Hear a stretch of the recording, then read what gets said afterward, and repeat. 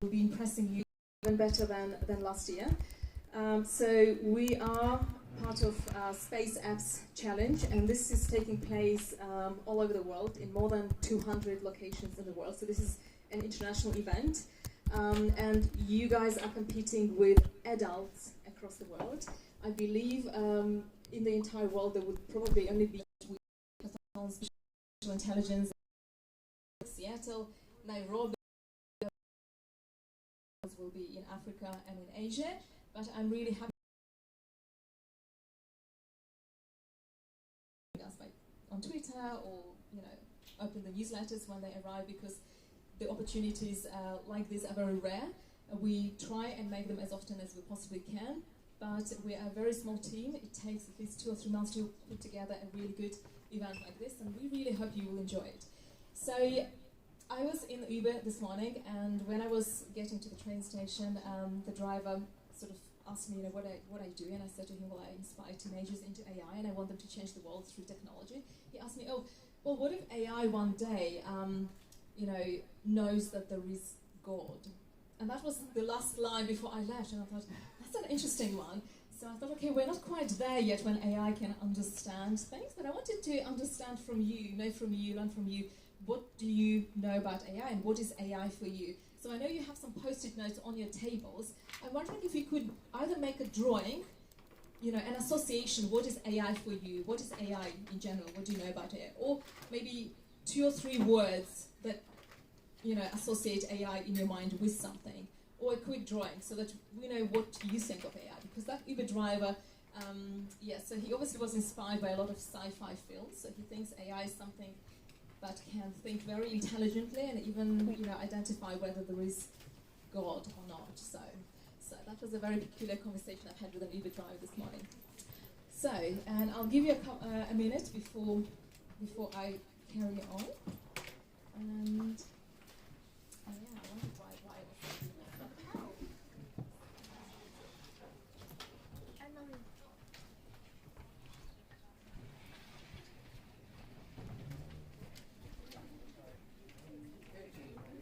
Where do your streams come up on Facebook?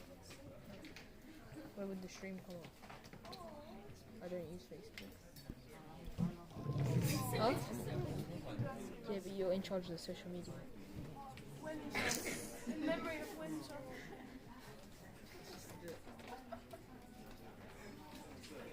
Actually, it's nice in the first 2 seconds.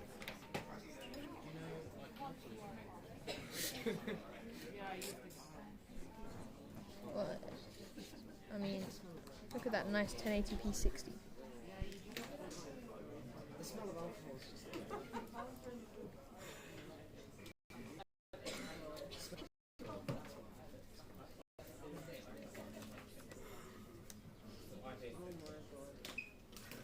It's Acorn Aspirations.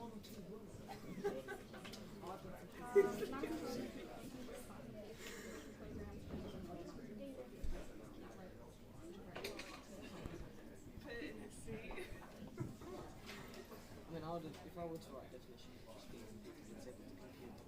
Yeah, you know what you said, like 1 or 2 words? Or a drawing. 1 or 2 words. Or more. Why does no one draw? You can't really draw much. Draw what? Draw words. Yeah, that's true. Draw 5 over 5 with like it. No, I'm organising. Not running. What, during the event? Yes. I mean, I don't have much better job.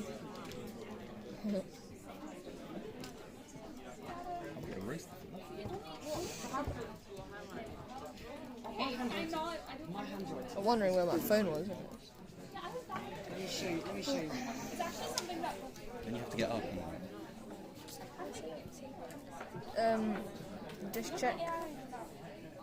I don't know how I know if Periscope is working. This is my handwriting. Hey, 2 viewers on Periscope. Let's go. You seriously got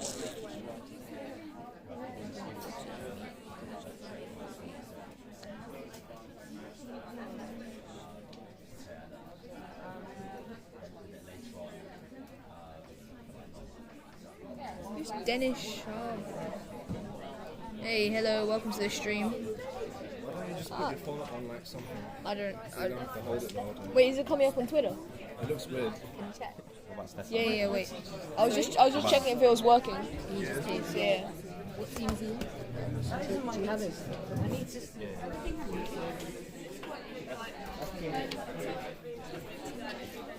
Everyone has favorites. Everyone has.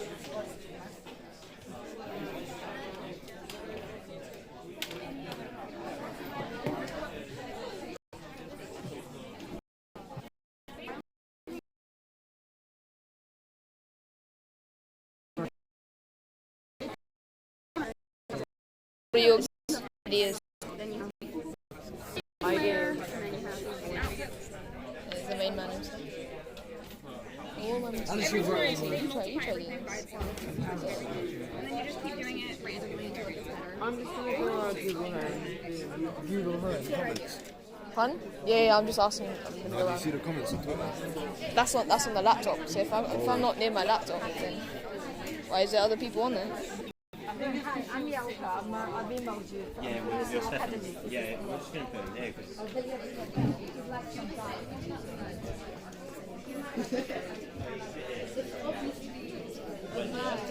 like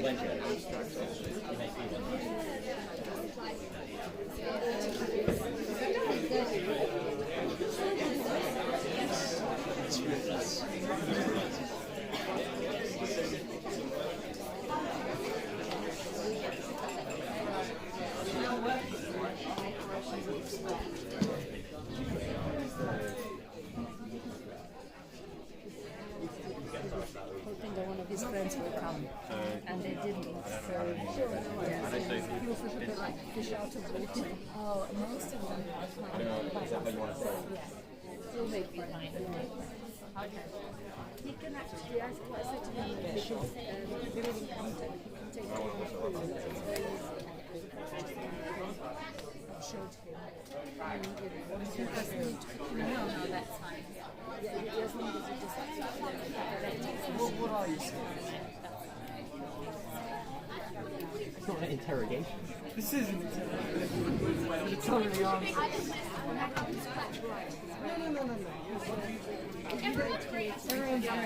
Someone that's here that's 17 at the beginning, so I wouldn't worry about it. You don't need to be a coder to do that. If you've got basic communication skills. Okay, we have Priya. Priya. You're not going to be able to spell it right first try, but that's okay. I have it here if you want. No, there's two there's a silent G and a silent H on the name. The US.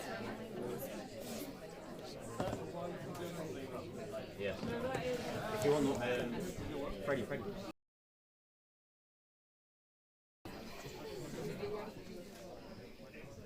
Alright, so one of the volunteers will collect your drawings and your words, and we will sort of see what your perception of AI is. And so to begin the day, I was asked to show you the film about SpaceApps as part of the hosting rules.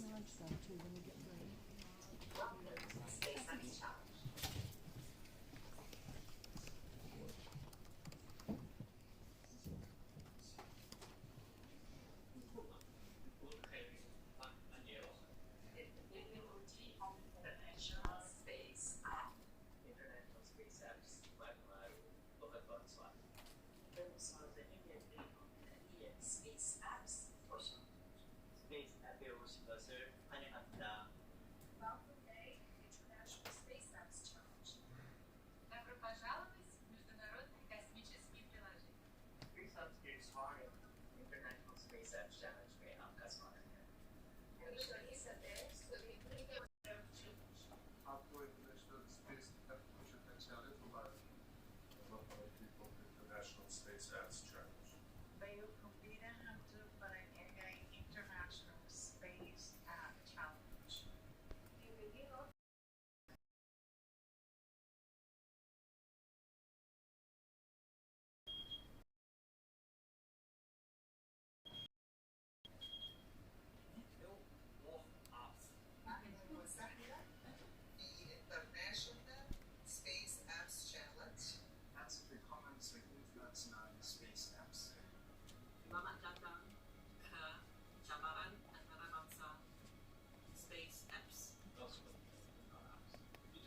SpaceApps Challenge へようこそ。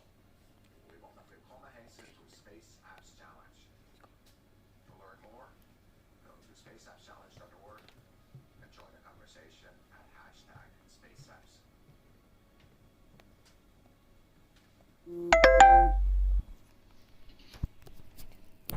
Alright, so before I go through the agenda, and I expect you to have all read the agenda and started the challenges, I would like to welcome our host, Sophie, who's here. Is she here? She should be somewhere here, so I'm hoping she could welcome you all wherever she is. Yeah, if you could bring Mohan, because she needs to go through safety and security and where the fire exit is, if there is fire, but we don't expect the fire, of course. I know you already have seen where the toilets are, but we just want to make sure Sophie explains to you what the process is and what the protocol is in the building, if for anything something goes wrong.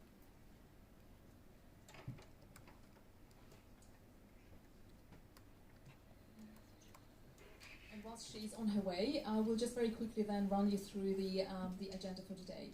So we will, immediately after Sophie's presentation, go through what is AI, an introductory AI talk by Puria, who's from Onfido. We will then say hi to all the mentors who are here to help you.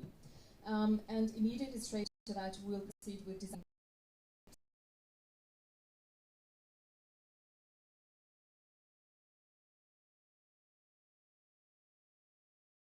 And Mary Hayes, who you will all get to meet. We will have lunch. We will have somebody from NASA tuning in from the States, so he's a senior physicist and scientist at NASA. We will also then have an ethics in AI talk by Puria. We will have some tech workshops run, so we'll have an API workshop, a more advanced neural network workshop for those of you who are sort of at that level. So we know who you are already. And an intermediate workshop in Python taught by Sondes in data science. We will have some building time today between 3:30 and 6:30. I absolutely encourage you all to stay connected on WhatsApp so that you could carry on after the event. We are not really allowed to keep you here beyond 6 or 6:30 because you are under the age of 18, all of you, and you know, we don't do overnight hacks for this age group in the world of adults. And so we will expect you to leave 6 or 6:30 when your parents come and collect you, and come back tomorrow at 9 o'clock. It doesn't mean to say that you can't work in the evening, and I know many would even stay overnight and work overnight, and that's kind of normal as well. But yeah, beyond 6:30 is when we will definitely be asking you to leave, and stay in touch on WhatsApp and on Slack. I would absolutely encourage you. Okay, so Sophie, if you are here.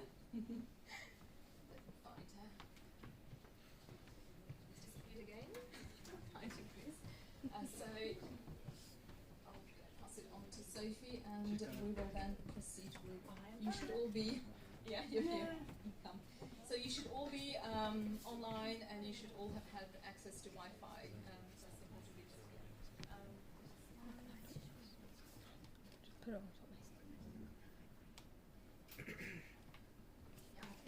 Hi everyone, I am Sophie. I am part of the Onfido team. I'm a technical program manager. Here on Fido. You have to be really kind with me because this is not normally my voice, so it's going to be a bit wispy, and sometimes I'll speak loud and sometimes I'll be whispering because unfortunately I have a cold, but we persevere. So we are absolutely delighted to have you guys here and find out all about the amazing world of tech and the amazing opportunities that there are in AI. What I will be doing firstly is the not so sexy introduction of health and safety. Oh yes, I've got the glamorous job. Fire exits. If there is a fire alarm, it's not a test.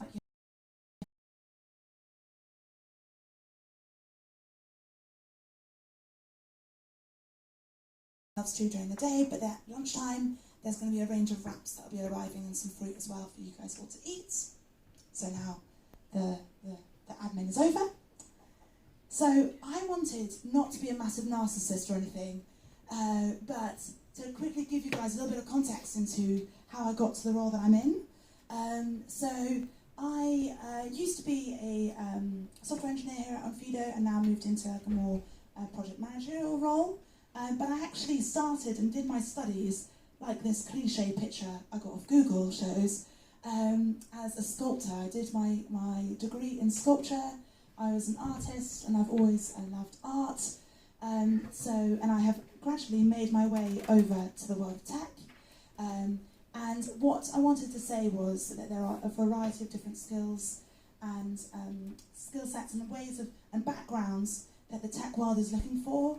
I always say, which a lot of people think is a very weird connection, but I like to build things when I make my sculptures, and I like to build things in code too, and there's a creativity to that, which a lot of people look at me being like, yeah, not really, but I swear there is.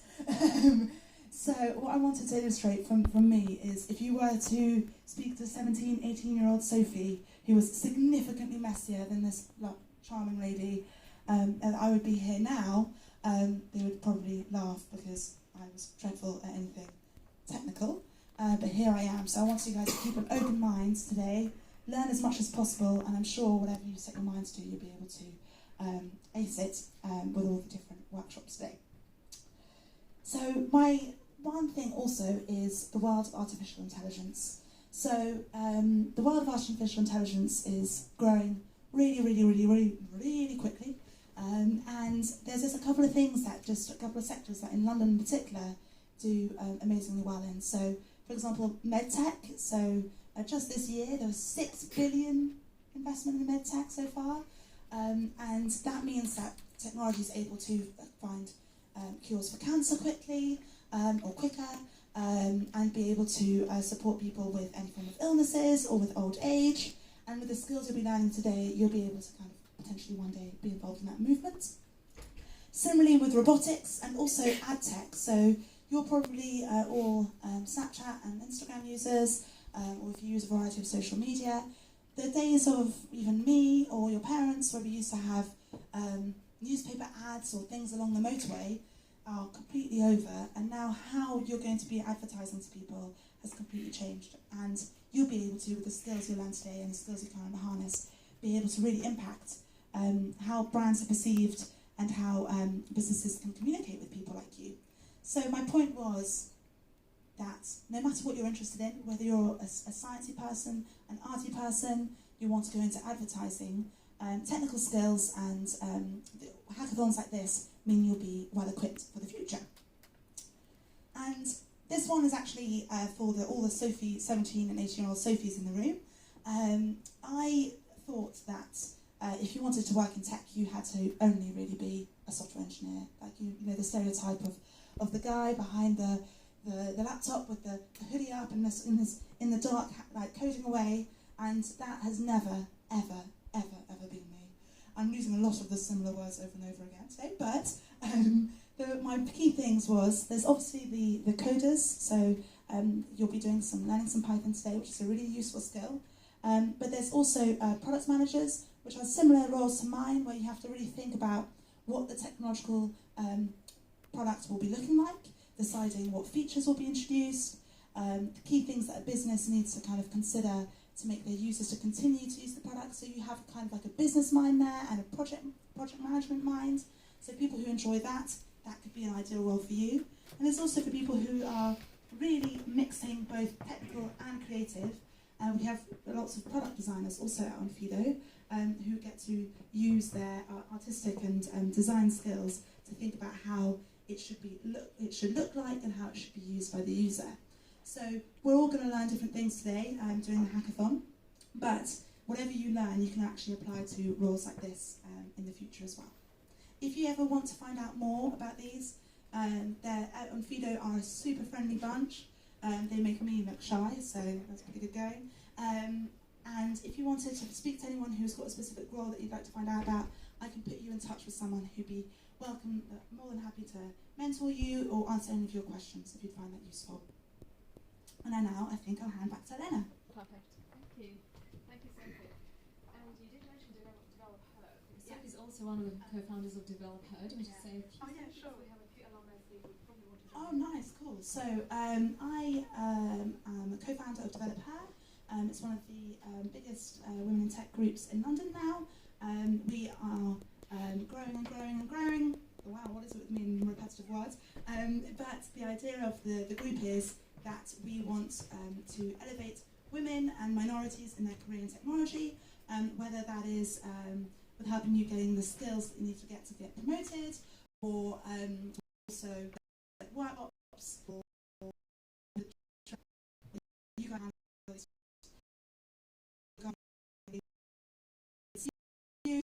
try and get the money that you want to get and how to get the promotion that you want to get. And these are all things that when you go progress in your career, you have to really think about. We are open to all ages. If you're particularly ambitious already, and we both accept men and women in the audience. The really cool thing is that we are, most of the time, all female speakers, which is one of our key criteria. So the more the merrier. Perfect.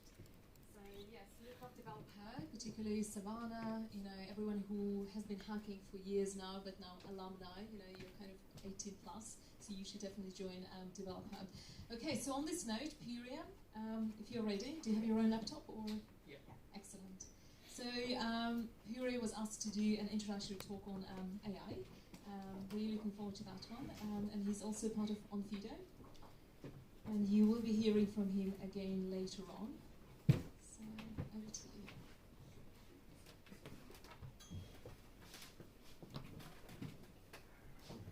And if at any point you have any questions whatsoever during this talk,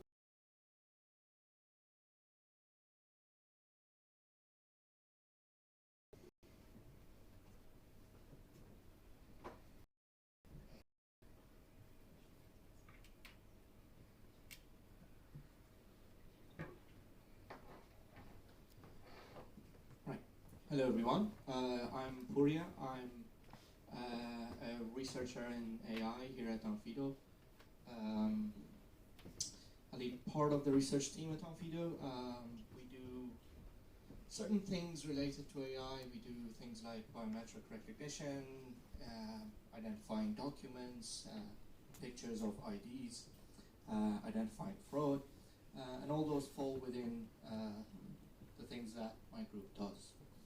I'm going to tell you about a little bit about AI today, what it is, what it means, and at a high level, how it works. So the question is, what is AI? Can anyone tell me what it stands for?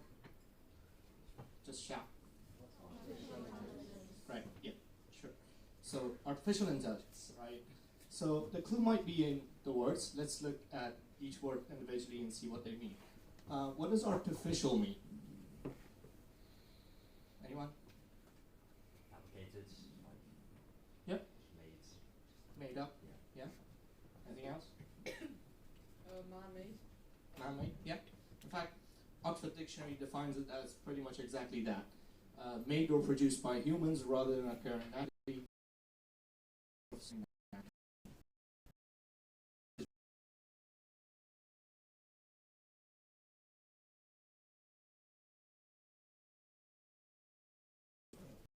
I guess the ability to learn, so to speak, like to predict or like classify things without necessarily having seen them first.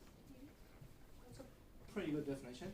Yep. To take information and then be able to process it and then apply it to different Process information, yes. Yeah. The ability to adapt to change. Adapt and change, yeah. Those are amazingly good answers. So it's all those things, but captured in a short sentence. Oxford says the ability to acquire and apply knowledge and skills. Now, so an artificial intelligent machine means, putting those two together, something made by a human that has the ability to acquire and apply knowledge. Now, I don't feel like that got us very far, did it? Not a very good definition, or doesn't tell us much about what AI is. So I sometimes find that it's easier to understand concepts by thinking of what they are not, right? So let's think of what is not AI. Is a piece of rock AI? No. It's not artificial, and it's not intelligent. Is your math teacher AI? Right, she might be a robot. No. Well, she is intelligent, but not artificial, right? Is a vending machine AI? No. It depends on the vending machine. Depends on what?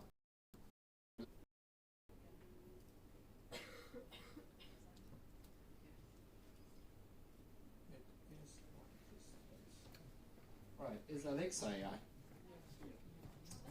Yeah? Anyone? Shout. There's a little bit of confusion, but I'm hearing more yeses than nos. I'm going to say yes, because it does something that the other ones, well, the teacher obviously does, but the vending machine doesn't. What does it do that makes it feel like a little bit more intelligent than a normal machine? It collects data. Collects data, yeah. Like voice recognition, which doesn't necessarily have a simple rule. Exactly, yeah. You can see it's Same thing, sorry. It kind of like gives it takes an input and then creates an output based off that input. Processes information, and yeah, and last one. It learns over time. It learns over time.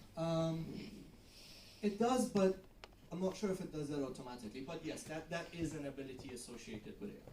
But the one I was actually hoping you would say was just to communicate in natural language, which you got, but you got a lot more than that. So amazing.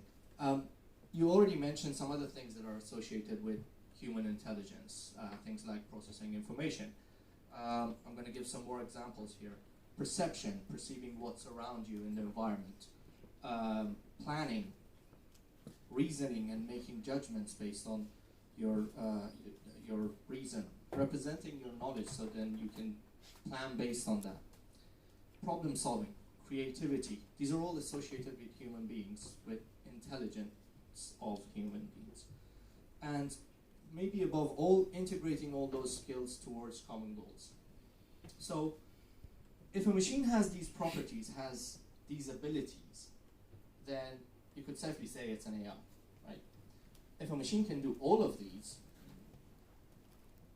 it's something amazing that we usually refer to as artificial general intelligence, which means an intelligence of a machine that is able to learn any intellectual task that a human being can learn and apply it to solving general problems. So not a specific problem, like Alexa can understand what you're saying, but she can't necessarily see around her, she can't identify objects.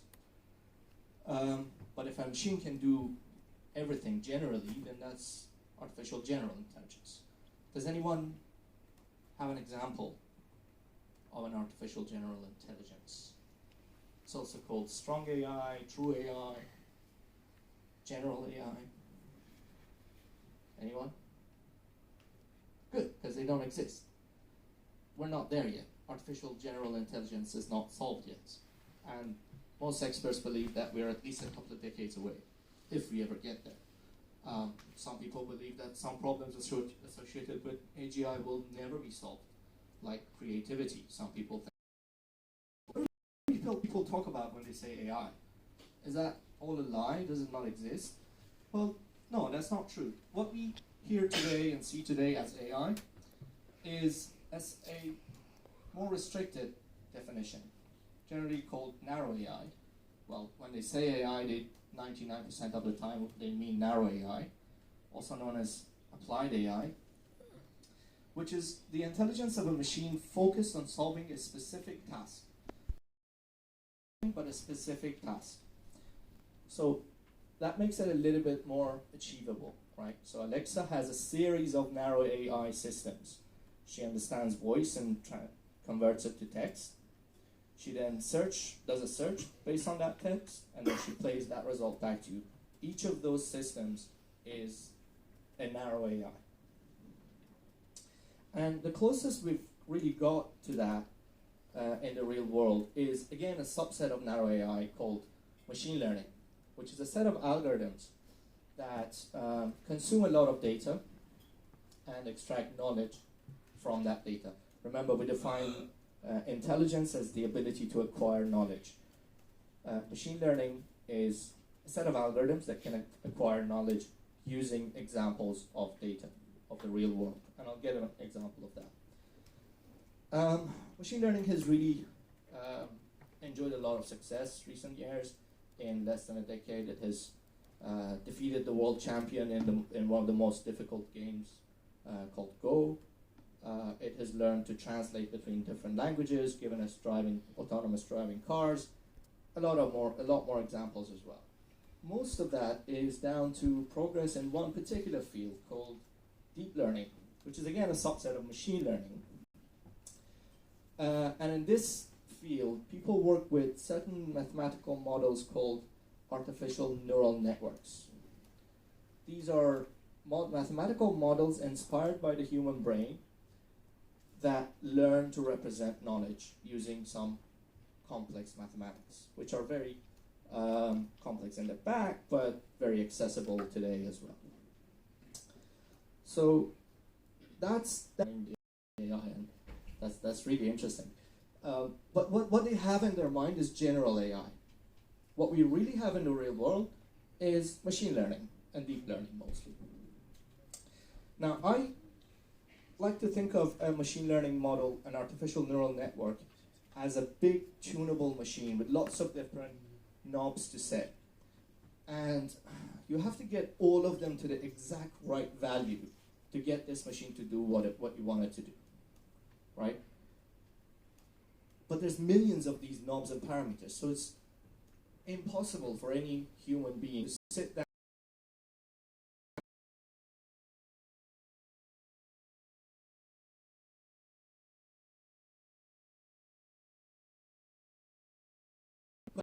algorithm, and the algorithm works out what the parameters of the machine can be. So here, the example is, I want to train a machine to identify cats. I throw in lots of different pictures of cats.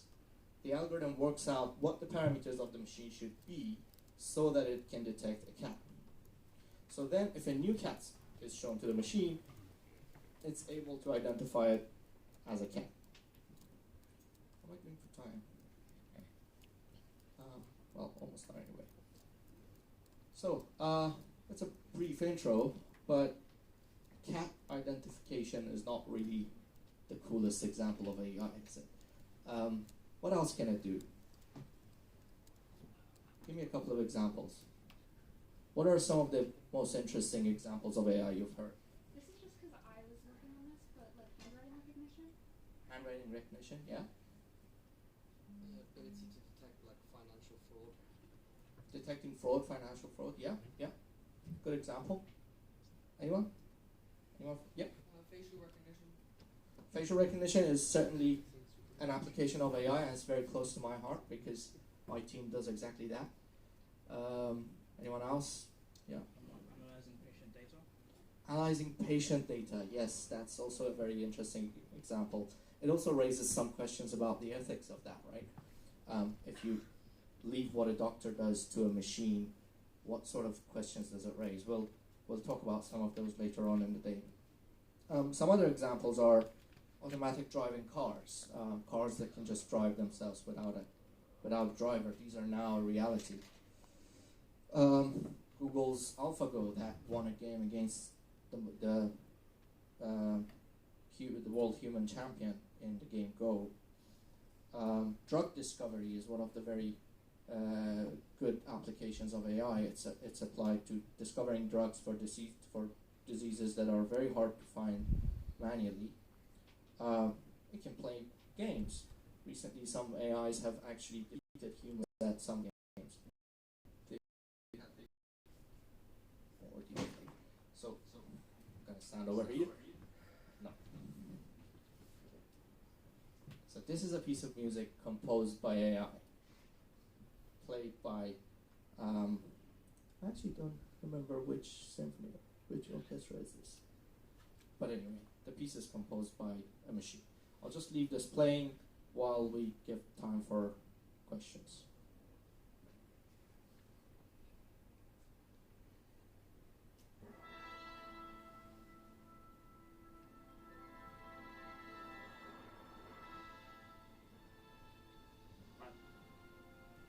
Happy to take questions.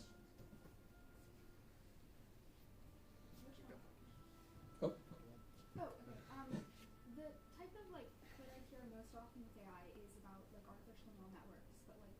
there other types of AI, and like what are they? Yes, there are. Let me just mute this.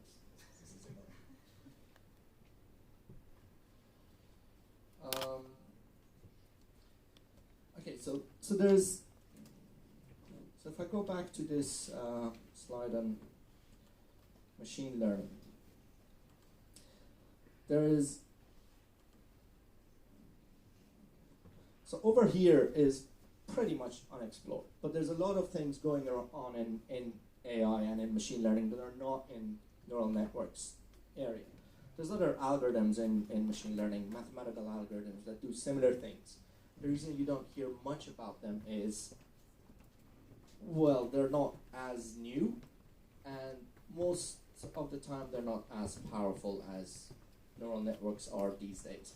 Neural networks were very much in fashion in the 80s, then they went out of fashion for a very long time, and they recently made a huge comeback in the 2010s, really, because of some advances in technology. Like, we have much more powerful processors now. We have a lot more data available, and some mathematical breakthroughs that were made. And these were put together. These made artificial neural networks very, very powerful, and made a lot of things possible that were not possible a decade ago.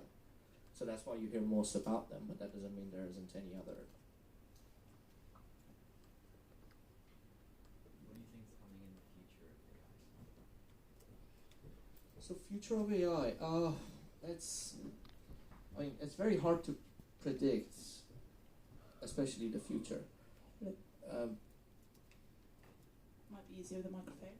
Want to repeat your question for the room? What do you think the future of AI is? Yeah, the future of AI is, well, it looks really exciting, whatever it is, because it has started very exciting. There's going to be a lot of things that machines will do that we don't even think about it today. There's going to be autonomous driving cars and stuff that you see here, that you hear about today, that those are really certainly coming, and they will happen. But there's going to be a lot of things that we currently associate only with humans, like understanding, like interacting with people. It's going to affect how we interact with machines a lot. Where I don't think in 10 years keyboards and mouse devices are going to be so common. We're going to use a lot more of our natural language to communicate with machines. They're going to be able to understand emotions. They're going to be able to really identify you.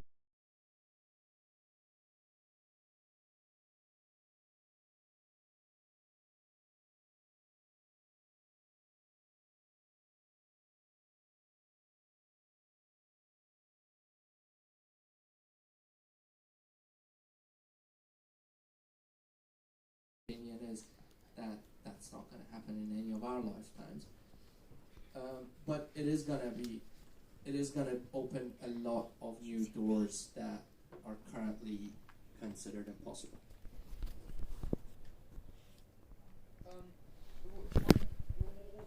What's included in your work of facial recognition, and how do you see facial recognition changing in the future?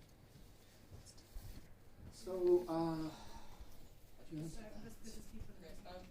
what does your work in facial recognition include, and how do you see it changing in the future? So, facial recognition is probably one of the more advanced areas in AI. It's already very powerful. The way it works is that, just like the cat example, you take millions of pictures of people, you feed it into your algorithm, then you use all the tricks in the book to make it tune particularly well to identify faces, to identify whether these faces are similar. Do they belong to the same person? Is it a live face, or is it a picture of a face? Because I can take a picture of your face and present it to the camera and make it think I was you, right? So it needs to also understand if this is a real person or is it a picture of a person. Those things are already pretty advanced. The areas that are currently a little bit shaky are things like identical twins. Can you tell between two identical twins? people are not very good at that, so machines are not very good at that either. But I think that's one area to, the areas that it will advance more is more in the edge cases that are currently understudied. And then there's also a lot about 3D face recognition, because currently most of the work is on photos, but 3D sensors are a lot more available these days. So doing that in 3D using the shape, structure of the face and things like that is also another area that will develop. So.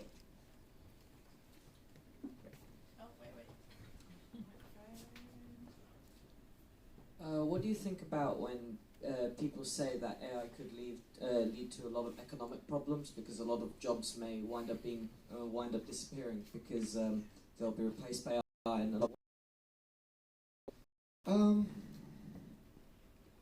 So there's a great debate going on around that.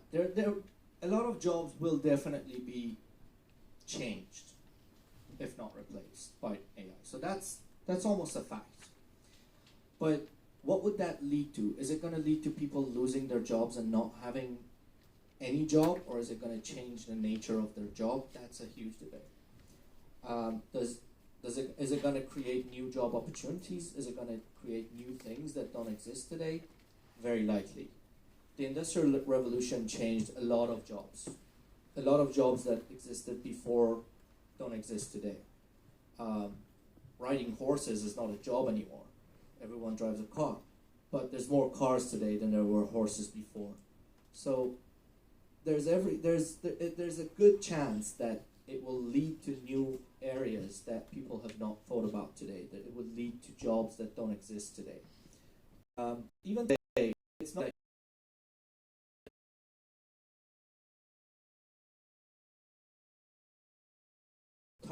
types of jobs that don't require any advanced skills. Like, I talked about data. The data is useless if you don't tell the machine what it is. So you need a person to tell the machine what that data it's seeing is. So in the case of face recognition, for example, you need a person beforehand to say, these two are the same person. These two are not the same person. And that's a full-time job. We actually have hundreds of people doing that for us today. And they're not particularly skilled in computer skills. I mean, some of them might be, some of them might not be. You don't necessarily need those skills, that is what I'm trying to say. There are other opportunities even today. And as the field opens new doors, it will probably come up with a lot more opportunities. Yeah, question. If we think of it like an analogy of an ant swarm, you think of it.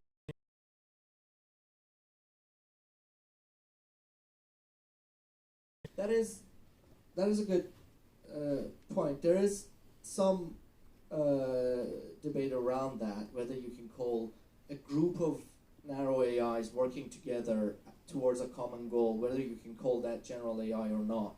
Some people might agree that it is general AI, although even that is not really far beyond the intelligence of ants today. But some people say, no, that's still a group of narrow AI working towards one specific task, and you cannot throw any problem at it. A swarm of robots can not necessarily be creative in lots of different ways. Maybe it can be creative in the way it finds its path from this planet to another, but that's what it's trained to do. It can't be creative in composing music at the same time, right? So that's the idea around general AI. It's a general problem solver in the way that humans are. How did you become interested in AI? Like, how did you start? So I'm from Iran. I studied in Iran. I did my bachelor's degree in biomedical engineering. So I was looking at devices used in medicine and things used in hospitals, and that's where I started my career. There was a couple of particular courses that made me really interested. One was image processing, which was a course around how can a computer understand an image? how can you show a picture of an X-ray of someone's lungs who has lung cancer, and have a machine identify that? That was a very, that area was very intriguing and interesting to me. And then I came across this other module, which was an introduction to AI, and well, frankly, those two were pretty much the only modules I liked throughout my bachelor's. So after a while, I came to the UK. I started studying in the same field, and I ended up where I am today. Nothing really. Sorry if it's a disappointing story. I don't have a cool story to tell, but that's the reality how it worked for me. Okay. If no one has any more questions, you have one more question. Go on. Let's do the last one. You're wearing your tins, right? And you've heard your presentation, and you wanted to get involved in AI. What other resources and what do you suggest we can use and they can use? The next step is to get more informed and to start getting involved into AI. So there's lots of interesting courses online. I would suggest to start there if that's what you mean, to learn more about AI. There's a lot of material online, but I'm sure I don't need to tell you guys about the online world. That's probably the best way to go, because you need a structured way of understanding it and approaching it, at least at the very basic level. Otherwise, there's so much mythology around AI that you could easily get lost. You could get stuck in here and think about general AI for decades, and it will still not be solved. But if you want to do something practical, you need to learn it systematically.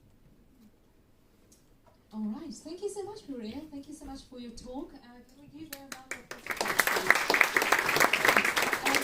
So we did send you an email called Know Before You Go for teenagers, and it already has got some resources for you there. So I can share this with mentors, and maybe you could add some more. And we will send another email after this hackathon event, and if any mentors could recommend any other additional resources. But the general ones that we tend to recommend is obviously the Andrew Ng's course, Introduction to Machine Learning. Then there is also lots of resources. Microsoft has got Microsoft AI School, and they teach a lot of stuff there, which is very accessible for young people. And generally, we very actively encourage you to ask Google, because Google, once you start searching AI, data science, or into AI, or into the data science, it comes up with a lot of recommendations and a lot of really good courses. Udacity, Udemy, the classic ones as well. So if someone is particularly interested in all things hardcore into AI stuff, then there are specific courses. But if you're more on the softer side, there is also ethics of AI, which is a fascinating topic, and there is a lot of stuff out there already. So we can definitely send some stuff. So if you'd like to work with me on that, then we can send some extra stuff there. Perfect. All right. So the challenges, we have sent again an email, and that email should have all the challenges outlined. I am not going to repeat them here because I expect you to read that email and go online and investigate. So there are 5 broader challenges. Mary, Tanya, I think we're going to forget the last one.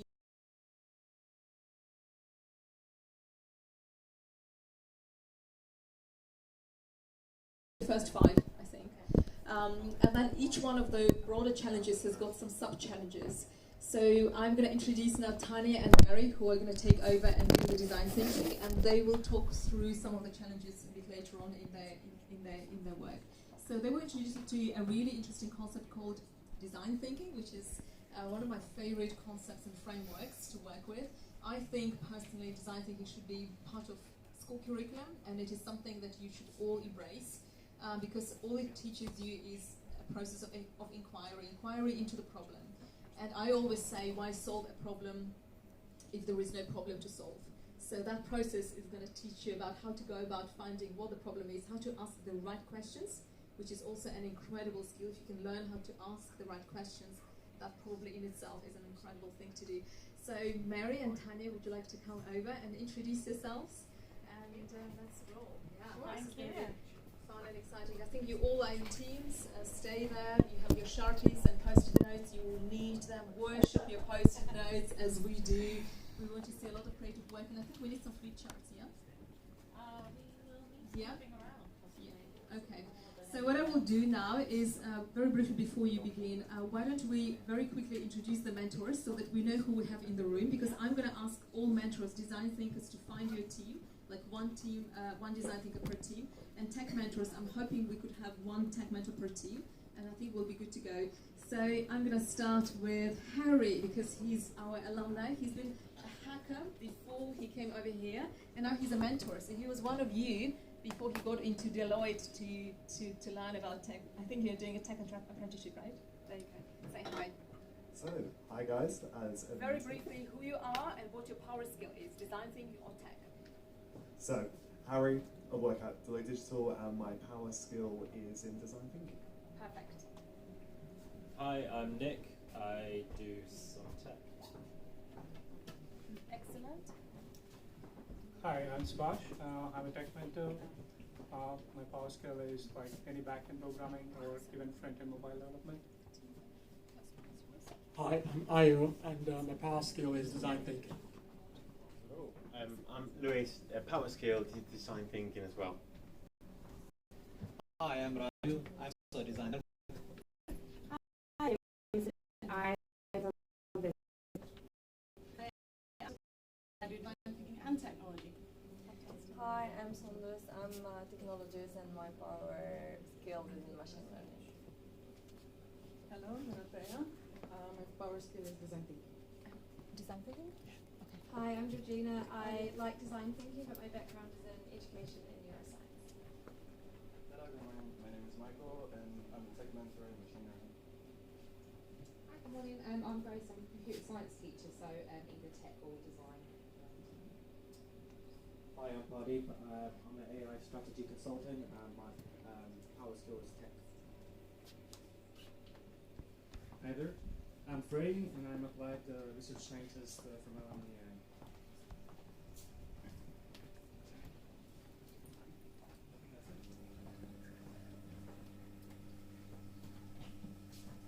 Fantastic. All right, so I think we're good to go. So Tanya, Mary, that's for you now to introduce yourselves and get us rolling. Yes, we have some slides, and we're debating, so it's a... Yes, do we need them? I'm a loud American, so I'm pretty sure everybody can hear me in the back. Is that true? No? No, I'm not loud enough? Go a little bit higher? A little bit higher? Okay. Okay. All right. So, great to be here, everyone. Hello. I think I've seen some of you before. Not quite sure. I've seen talking about sisters there, so probably. You need to be louder, or I might go. I will have to mic it up. Is that better? Yeah. Cool. So, yeah. So let me. I'll just introduce myself. We've got slides. Yes. We need slide control. Yes. How do we get slide control? See how we gave you our slides?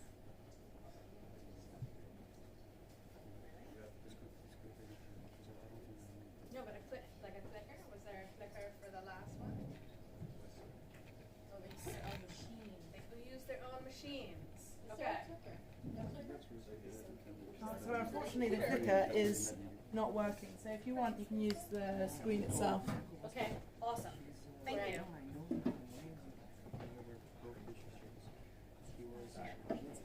Okay, that's fine. No problem. Right. So who we are? Mary, you start. Oh, I'm first. Yes, awesome. you're first. So, part of the reason why you can hear me in the back of the room is because, like Sophie, I went to art school. So my degree is actually in theater. I have a minor in painting. And then I became a bookseller. You want me to use the microphone? You can if you want to, but if you don't want to shout. I'm more comfortable about it unless people can't hear me. Cool. So I then became a bookseller, and as sort of the things I was selling became more digital, I became more and more digital person. And now I'm a project manager, and that's why I get to run the games in the session. Yes. When everyone thinks of project managers, they think of fun. That's me. And I'll go back over here. Yeah. To be Tanya. Yes, so I am Tanya Ahmed. I'm an experienced designer at Black & Black. Mary and I met at IBM where we worked together. She was project manager and I was the UX project. Yes. So she found it quite hard to control me, I think. That was, but we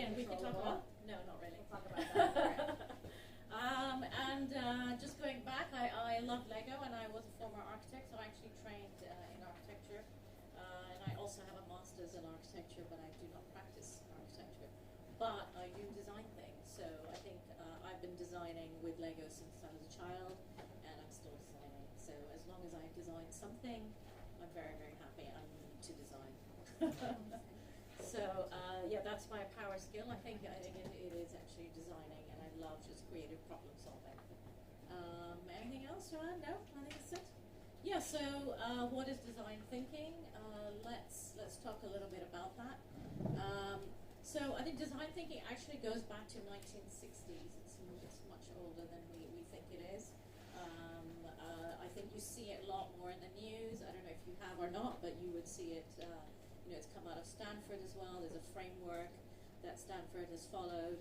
IDEO has also made it very popular more recently, and there have been books about it. There have been Harvard Business Review kind of articles on it, and a lot of companies have adopted it essentially because it is a framework that you can apply to problem solving. And a lot of businesses have realized that actually if you bring in design to problem solve, then you are going to bring in more innovative and creative solutions. So essentially it's a framework that's become very, very popular. It's not brain surgery, it's not complicated in any way. Fundamentally, it's really about understanding users and making sure that you put yourself in the user's shoes. So if you're designing a solution or a service, it could be anything also, it doesn't have to be a product. It could be a service, could be anything that you're designing. It could be even an organizational that you might want to restructure, and you could bring in design thinking for that. So it's really about putting yourselves in the shoes of the user and then approaching a problem and actually making sure that you are thinking about what the goal is that you want to solve. So I think the hardest thing, Einstein's quote here, is actually defining the problem. So the actual solution, there's a methodology for discovering solutions and creating solutions. That's not so hard. It's oftentimes where companies will actually not define the problem in the right way, and actually once you get out of it, you solve a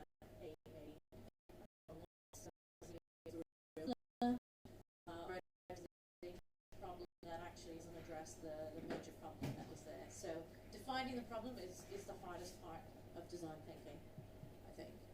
Yeah? So we're going to get up and do some activities. So I know you've been sitting for a long time, so let's get up. Cool. So what we're gonna do? Can I turn this off? I'm gonna let you hold it. Let you hold it because you're gonna have to say something. Yes. Okay. So if everybody could get up, and what I'm gonna ask you to do is to mill around aimlessly. When Tanya says stop, I want you to stop, and when Tanya says go, I want you to go, and I'm gonna be your timekeeper. We're gonna do this for a minute. See what happens. This is phase 1.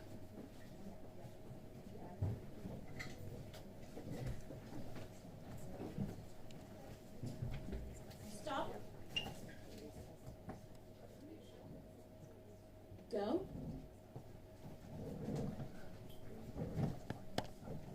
Let's go faster.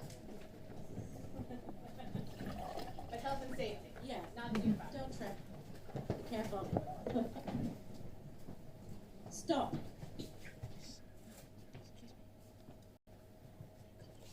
Go. Stop. Go.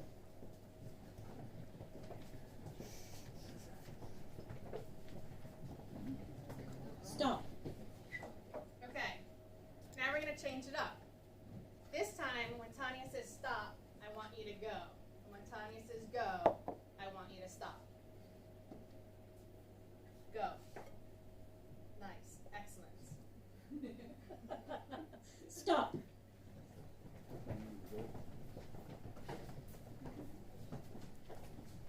Go. Stop.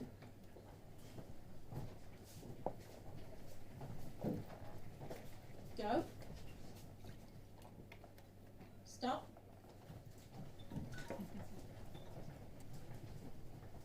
Go. Okay. Now we're going to introduce one more thing. When I say clap, I want you to clap. And when I say name, I want you to say your name out loud. And at the same time, I want you to Tanya says stop to go, and when Tanya says go to stop. Go. Stop. Clap. Clap. Go. Name. Stop. Go. Name. Stop. Clap. Go. Stop. Clap. Go. Name. Stop. Name. Clap. Go. Stop. Clap. Clap. Stop. Clap. Go. Clap. Stop. Name. Go. Name. Stop. Clap. Okay. Go. Alright. Now you can sit down for a minute and let's talk about it. I forgot to show you our exciting stoplight from the Netherlands as your background. So, part of this was to think about, everybody thinks that they know going into something what somebody means, right? You think you know what stop is, but maybe somebody else means something else by it. So tell me about how it felt when you were doing the exercise where some of the words meant what you thought they meant and some of the words didn't. Yeah. You have to concentrate. Yeah. Yep. Concentrate. Yeah. Did anybody crash? It looked like nobody crashed. No. Was anyone nervous? Yep. Yeah? I was nervous. Just looking at you. Cool. So when we're talking, we're about to see the phases of design thinking. But when we're really looking at the beginning, which is empathy, I think one of the most important things is not just looking at what is the problem, what do people think that they need, but actually what do they mean by that? Going more in to see what people mean, and also when you're working as your group, to make sure you're all actually talking the same language. So you're going to say things that are so similar to each other, but until you really explain yourself, you won't know, are you actually on the same page or not? And also, if you do ask people what they need, it's not often what they need, it's what they think they need. Hence, you know, you really need to kind of dig deeper. That's why we use a lot of observation techniques as well, and ask questions in a different way so that we don't actually ask leading questions as well. So it's just something to keep in mind that if somebody tells you they want 4 features for your application, they don't actually need those 4 features. You do have to figure out what it is that they're trying to accomplish. And then you can figure out, it's your job then to figure out what that solution might look like. Because I think we do we automatically find solutions to problems. It's a human condition to always look for an answer. And here in design thinking, what we're trying to do is stop you from doing that and really go back and think about the problem and not work on a solution, because I think as humans we tend to find solutions for everything. I think that's true, and I think we're taught also that that's one of the skills that you learn is how to solve a problem quickly. And then often, especially in the workplace, what you then do is you say, I have a solution, let me think about the depth of how I build that solution. Whereas design thinking is about really, are there multiple solutions to that problem? What's the outcome we're actually getting to, as opposed to what is the thing we're trying to solve along the way? Yeah, and spending longer time on that problem space and making sure you give yourself that time to explore it. So the 5 principles, essentially, there are lots of different frameworks out there. Some of you may have seen them. There's a loop. IBM has a loop, and there's obviously the double diamond as well that some people would have seen, and a lot of kind of linear frameworks as well. But essentially, there's more or less 5 steps. The first step is about the human, so it's about empathizing. So empathizing with the human, but also the problem. So what is that problem, and exploring that. And then once you do that, then it's about ideating. So I quite like this with the ducks. So yeah, then it's about ideating. So really exploring once you've understood the problem. Again, spending time here is really important. The more time you spend here, the better you will be. So then you start exploring, and you start exploring ideating and probably prototyping as well. Prototyping here could mean anything. You could just test something on paper, test a concept, speak to some people about it, and just to get feedback on it. So ideating can happen. Again, this, if you think about it, this is a loop as well. So you could start with many concepts. Like Vanna White. Yes, yes. And that's where you'll start to test them. Once you actually arrive at a couple of an approach to a problem that you want to solve, then you might prototype it in a slightly higher fidelity, depending on what it is, whether it's a service or it's a prototype like an app or something. And then you test that again. You would iterate that. You would again go in a loop basically. And that's why you also have this, because you might have to go back and reframe that problem as well, because maybe now it's evolved, you've learnt more, and actually that problem that you defined at the beginning isn't quite right. So you might have to define it again. So there's a lot of back and forth here, hence the loop, which looks a little complicated, but I think essentially, if you keep in mind the fact that you're spending time in the problem space, you're ideating and you're testing, those are the three phases you need to know about, essentially. Yep.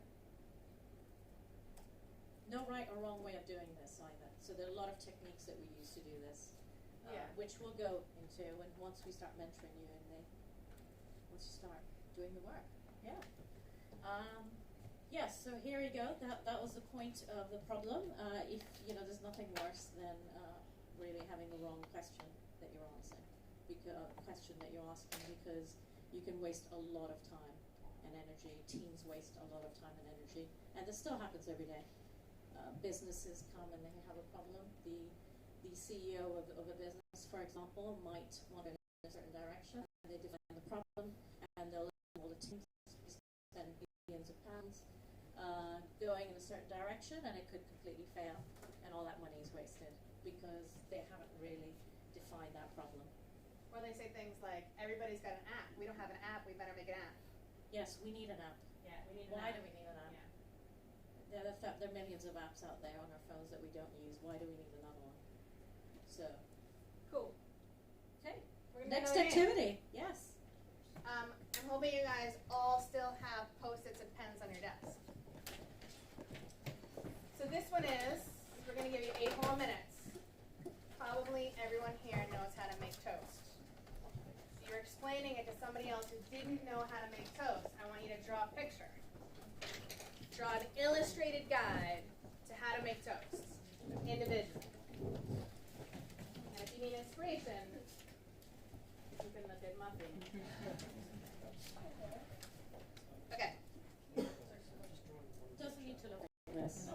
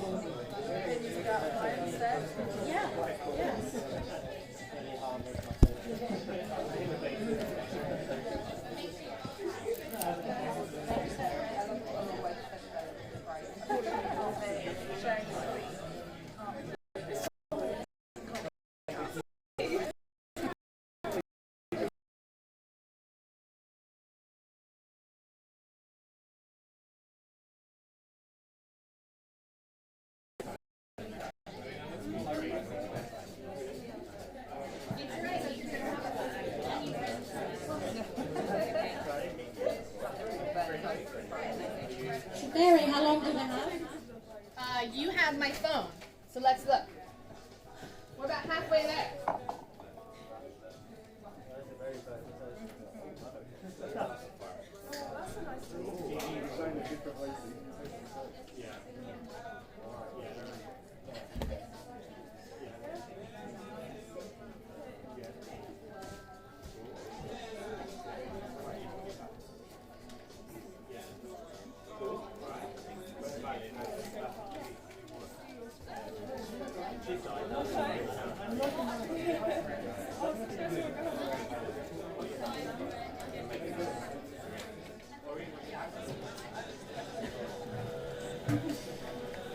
And you can use more than one post-it.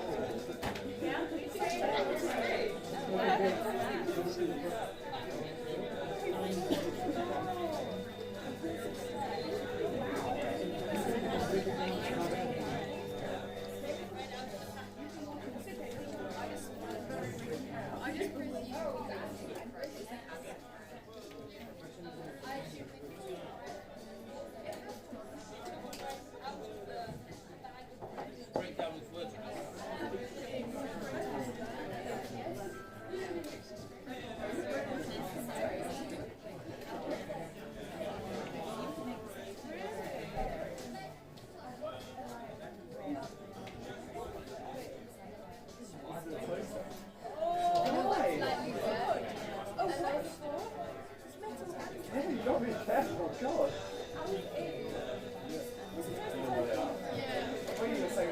You have 2 minutes of drawing fun left.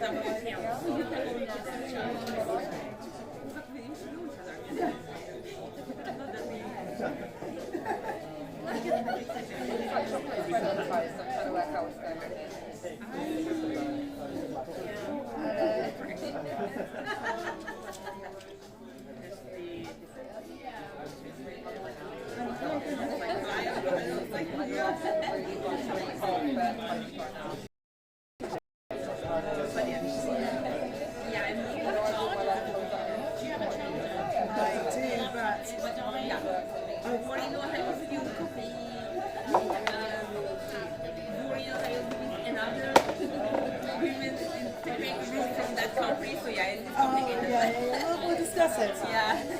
Then we'll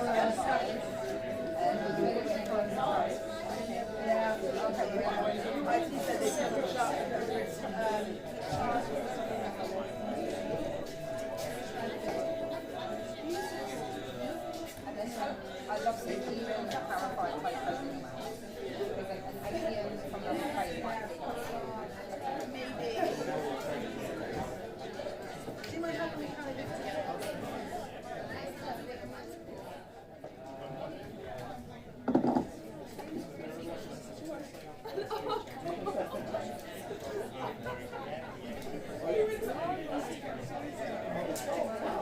You're going even beyond the bridge.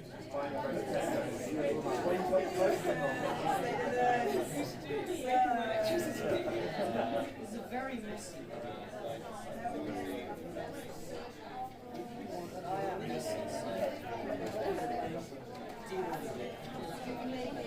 You can't make toasty blocks. If you don't know how to make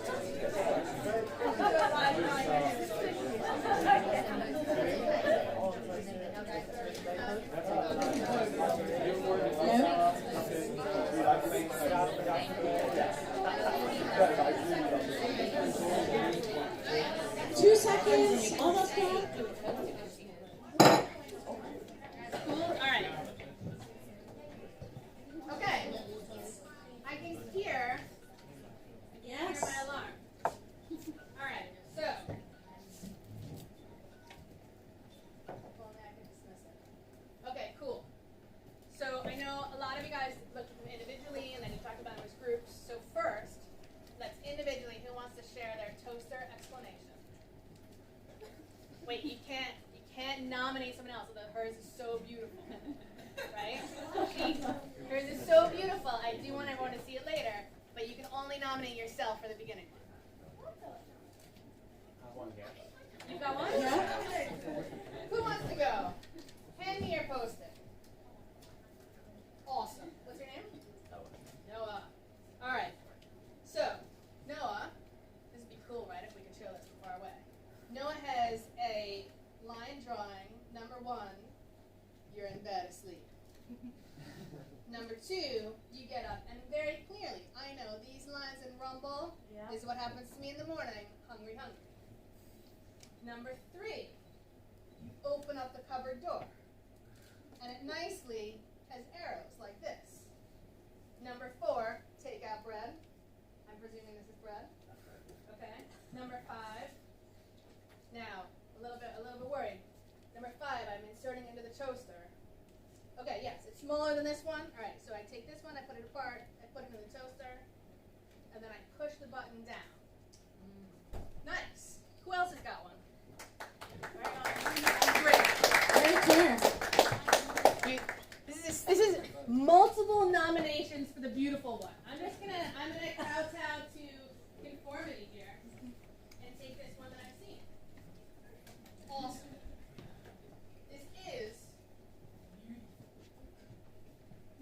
We start with a picture of wrapped bread. We have an arrow going to a single slice, giving me the inference that I have to take that one slice out. I am assuming if I already know this bag is full of slices, right? We have a very attractive toaster. No doubt in my mind this is a toaster. We have a timer. Excellent. This is illustrating to me what the toaster does as much as what the bread is. So we know the toaster has a timer. We're going to put it in. Turn the page over. And we have toast. I do want jam. Yeah. I do want jam. Boring, yes. Right? Very good So three-dimensional toaster. Yeah. So this one, the only thing I would say is I put my toast in. If I knew what this button was, I would press it down. If I don't know what this button is, then I go to my toast button with jam.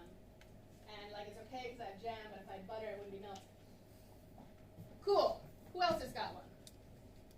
We're going to do 2 more. One from this middle table. Yes. Awesome. What's your name, sir? Mohammed? Cool. Nice. All right. So this one, we have, forget about the package that's bread. You already know bread. You know there's more than one. Take one of them, put it in this slot, take another one for that one. Because only crazy people have a single slice of toast, right? If you got the rumble, you need 2. Excellent. Number 3, we got the timer. And number 4, you got the toast. So this one, too, I think is implying I know pretty much what's going on for the toast, right? But this is attractive. I like the multiples. I like the illustration of multiples. Cool. I want one more, and then we'll talk about what it means. All right. What's your name? Sophie. Cool. I gotta put on my reading glasses for Sophie's because I'm a middle-aged lady. Nice. So number 1 is a picture to identify where you are. It's like an infogram, right? You go to the place where you find there is something that looks like this, your toaster. There's something that looks like bread. We've got a knife. We've got all it. This is like, right?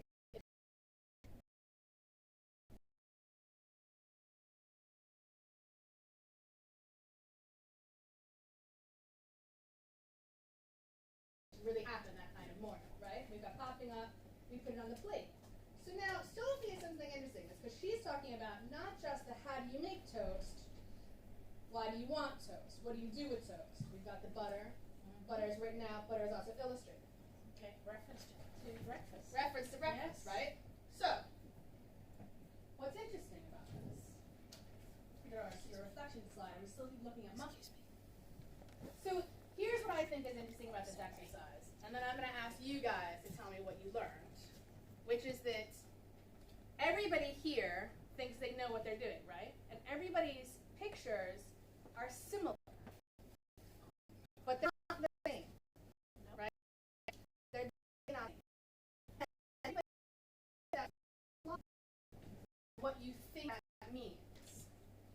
of the really important things with design thinking is you do something like a journey to say, okay, this is all the things we know and we think about. Now we have to bring in somebody new. We have to bring in a user and make them walk through that. And we have to find the steps that we know so well we wouldn't write down, or that we think is our needs we wouldn't write down, right? So you don't know. Or we think are obvious, because some of this feels obvious, but it's not. So you guys aren't going to know until you ask me that I have a friend who's Dutch, and he introduced me to sprinkles on toast. Toast, butter, with sprinkles and milk. You don't know what you ask me. How do I think toast? Yes? Cool. How brown I want it, how, there could be many, many things. Yeah, absolutely. It's very important for me. Very important. I like it just before it's burned. She does, actually. She likes at this point, I would say it actually goes past toast. I think when the outside crystallized, inside not. So, anything you guys want to say, though? It could be about toast, or it could be about this experience. Or if anyone has a very different toasting experience. Very different toaster. Yeah? Not a big fan of toast myself. There you go. No? You would reject toast completely? I mean, I like it. Telling me, stop talking. You want to be tapped? Yes, Forward? please. Oh. Please tap to next. Yeah. Thank you. We're What's done me? reflecting. Yeah, I come up. I need to watch this tapping if you want. Oh, thank you. Yeah. You guys know the slides behind me. So we're going to talk about thinking about the problem and what is the goal that we want to achieve through this problem. And so we're going to try and explore that in the next phase. So again, we're thinking about users, we're thinking about what they want to accomplish.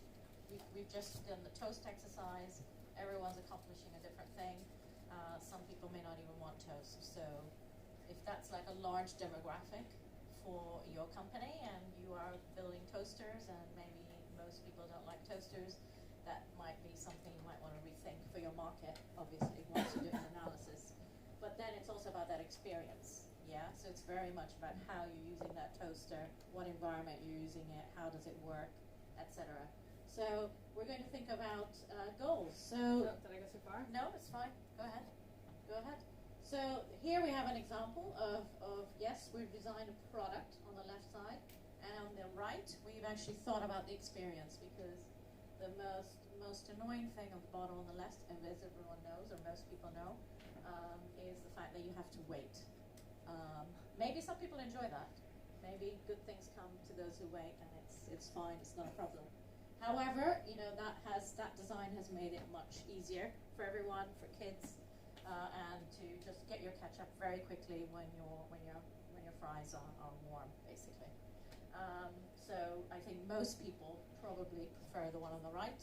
I might be wrong.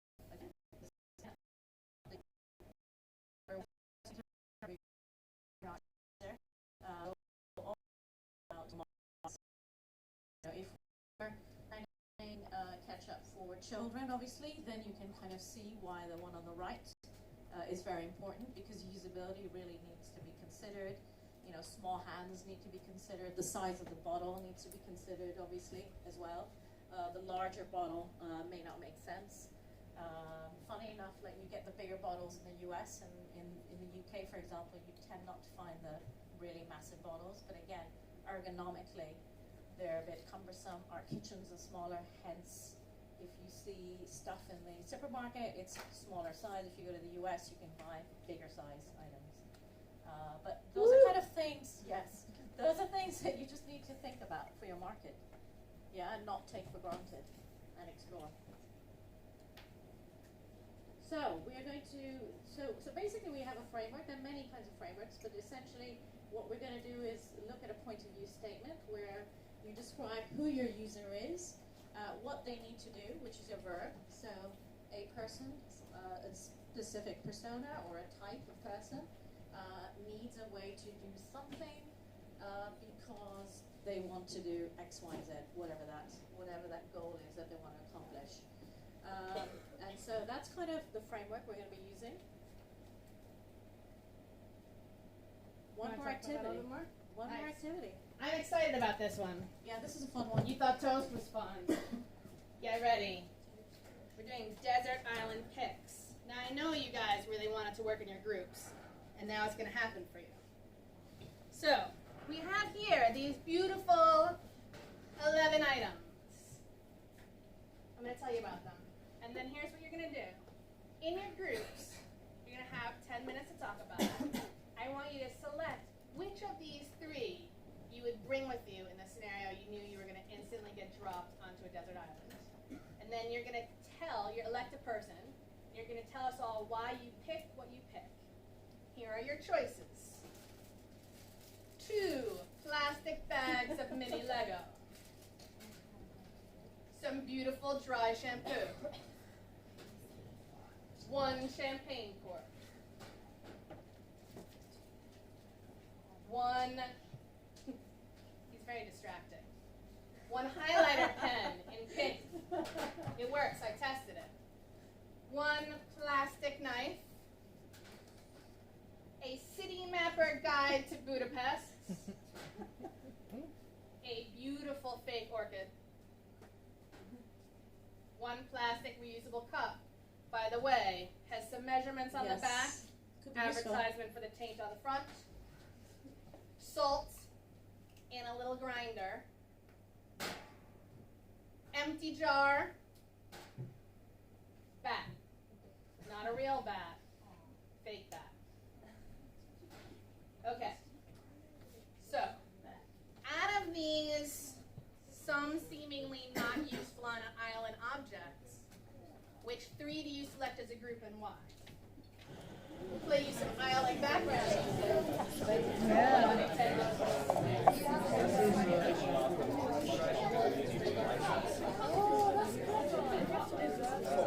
You play some music? Yeah. Thank you. Sorry, we were going. Yeah.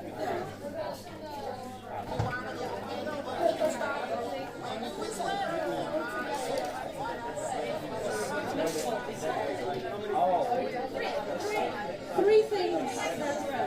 Listen to the Beach Boys and agree with your new friends.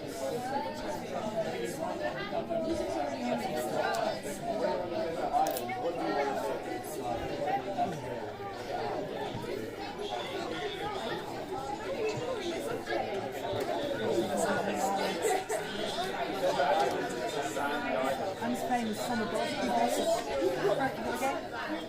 Yeah. It's really just backgrounding.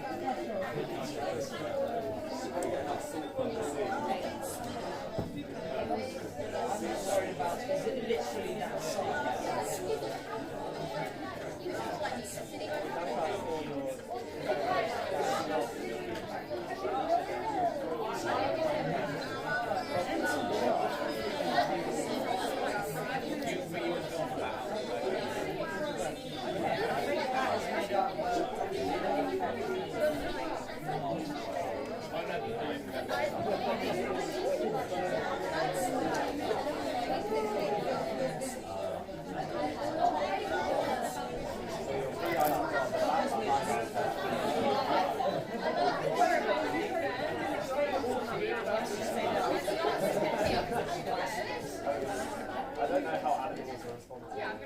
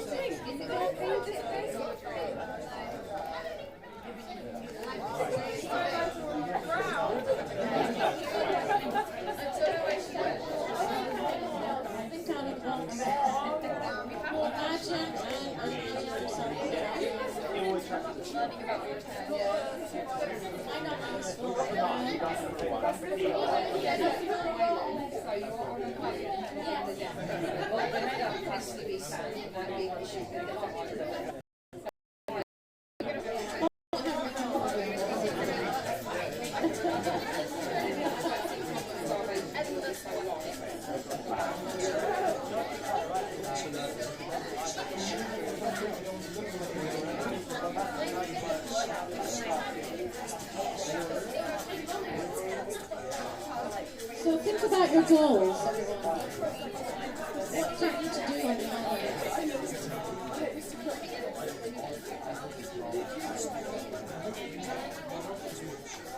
What are you suggesting we replace with?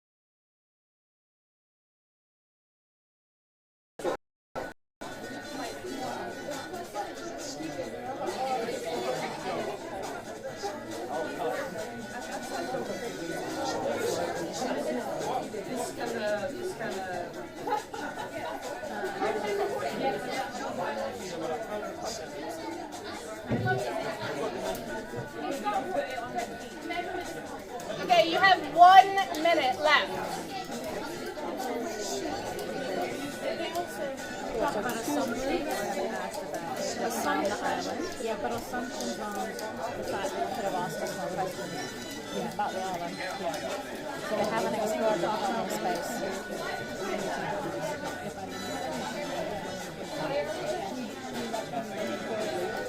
Yeah, exactly. Yeah. Afterwards, let's talk about it. Perfect. What do they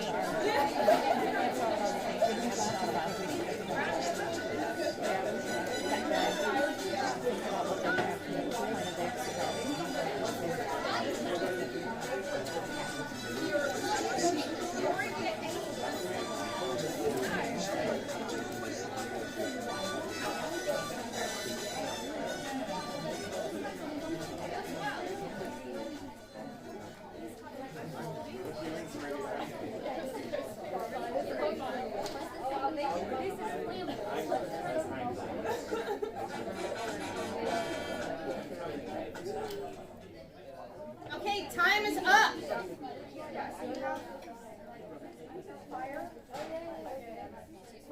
Time is up. Go back to your spots.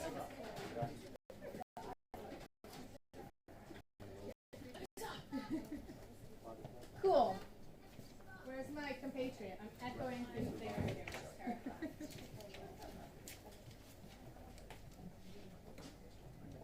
Tanya, I need a Mac user to get us back to the slides of presenter mode. So sad. Yeah. So sad that I need these things. Cool. So, which table would like to go first to present which items you selected? Self-nomination, or I nominate you? Dun, dun, dun. There could be bonus prizes. You could get one of these lovely things. Awesome. That team, lured by possible prizes of one plastic knife. Yeah. Can you just say it? No. You can say it, or you can come up and display your objects, whichever way you want to roll. I'll just say it. No. So we chose the City Guys Creative Fest. It's an official.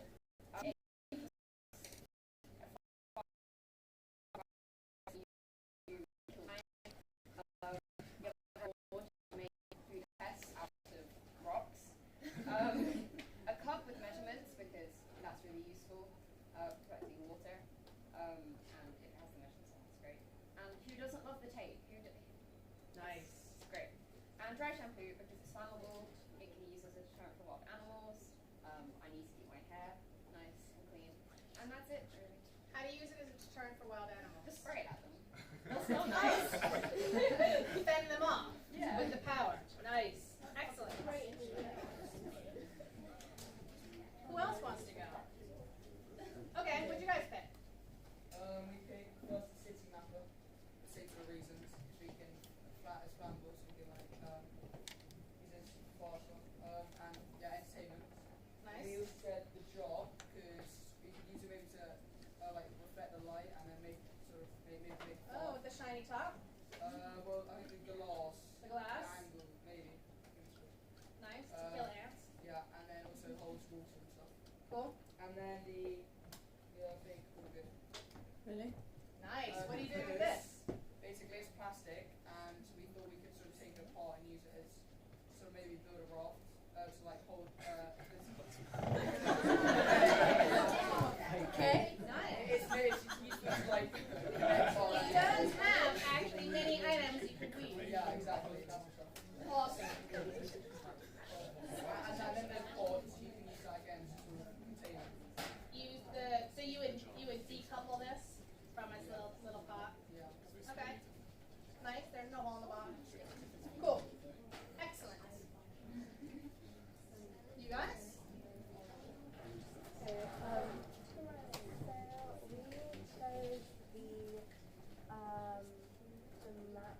we chose the dry shampoo. The dry shampoo? Yep. We chose the dry shampoo so that we can attract animals. Attract them because you smell nice? Yeah. And then the plastic knife so we can kill them. Are you sharpening this knife on the rocks, or are you just like taking a really long time to kill those animals you lured with your nice smells. Yeah, cool. Excellent. What was your third thing? And then we have the map. The map. Your map that I mocked is so popular. We can make paper hats. Paper airplanes or tiles. Okay. Awesome. Airplanes or tiles. Nice, guys. It's the paper hats that make everybody happy. That always makes a party. You guys? Okay, so we were basing our ideas on the fact that death is inevitable. So we used the bat for like a friend basically because mental health is very important and you want to be happy while you die. Is this your friend? Yeah. Nice. That's why I chose it, because everybody needs a friend. Yep. We're going to use the Lego. We're going to use the Lego to like either make a message for like help, or like build another friend because why not? Nice. And with the not accepting. If you're gonna die, you might as well die happy. Yeah. So with the last thing we chose orchid because it's plastic, so you can take it apart, make it into. Nice. Okay, you guys are last. Tell me what you got. We wanted to like focus on stuff that you wouldn't be able to find in the wild. So like you can find food sources in the wild, you can probably find like things to burn, but you probably need something to start that fire. So we chose dry shampoo because like first of all it's flammable, something which we think the rest of these really aren't. Like once you get that fire started, you can put wood on it, you know, it's great. Cup. Extra cups. See, We want multi-use. cups. Yeah, we basically wanted a lot of multi-use objects. We thought Now wait. They said when I was over there. Oh no, you guys said flamethrower. You guys made a de facto flamethrower. They said flamethrower. I want to ask you a question. How are you going to set it alight? Hard, but hopefully. This is your second object. Magnifying. Awesome. Two Great. use, magnifying, and it's much more important than the cup because A, if you're in the wilderness, measuring out the certain number of milliliters isn't going to be important, and B, keeping animals like ants away from your food. Nice. The jar. Really good. Yeah. Right. More friends. We don't want friends. We want food. So what's your third one? Salt. We think that, especially in this, you want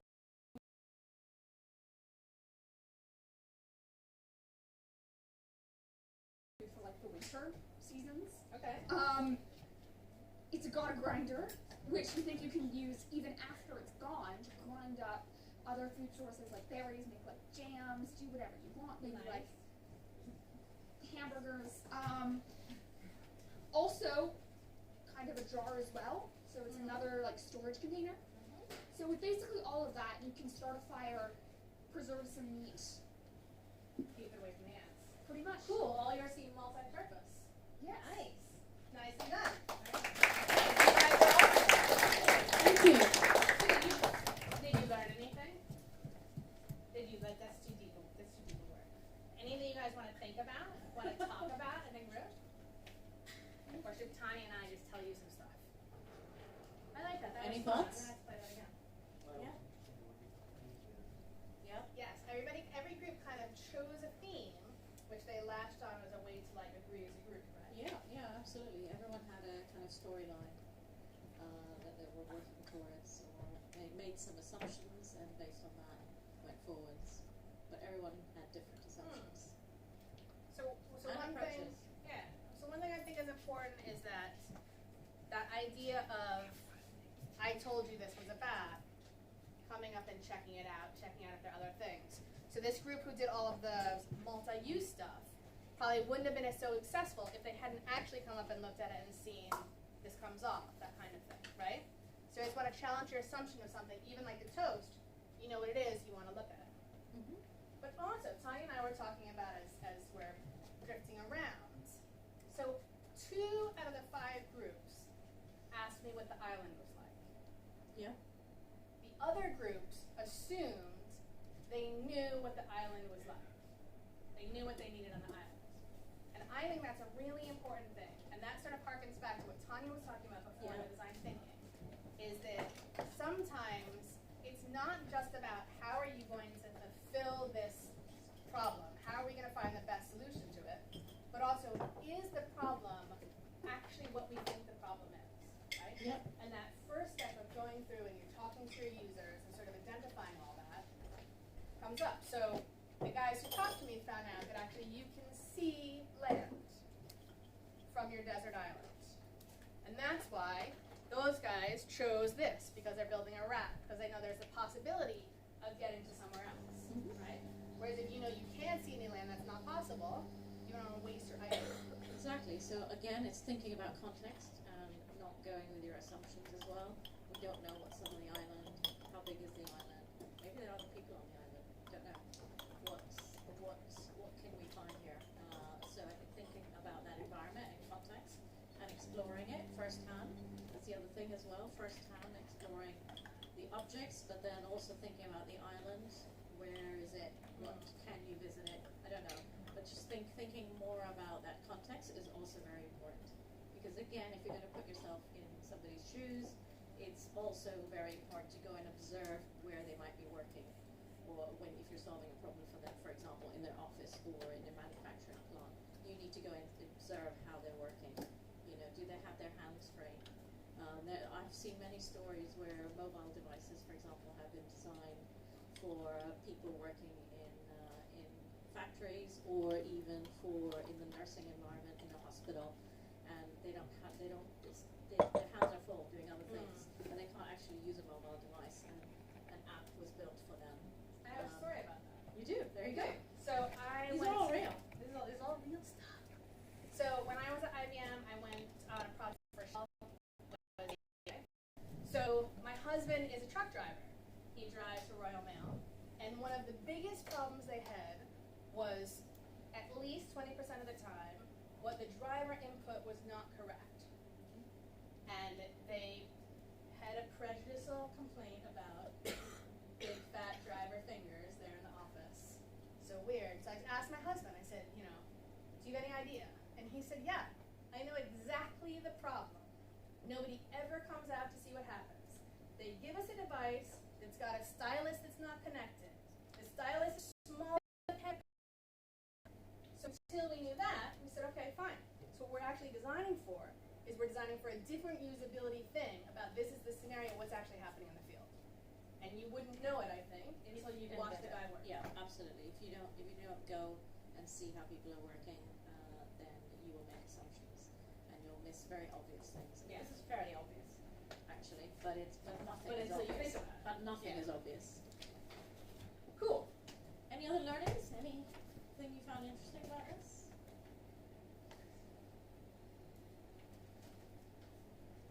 No, you're exhausted No? with fun? All hungry?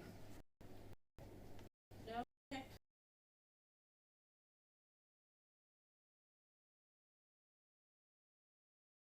There's a segue Yes. to not how is this relevant to us at large, how is this relevant to today? Today, yes. To the task at hand. Mary, you need to cover this for me. Oh, this is a product made by NASA. They did an experiment where they did a whole series of travel posters of if you were advertising, like right now at Sci-Fi Lab, where would you go?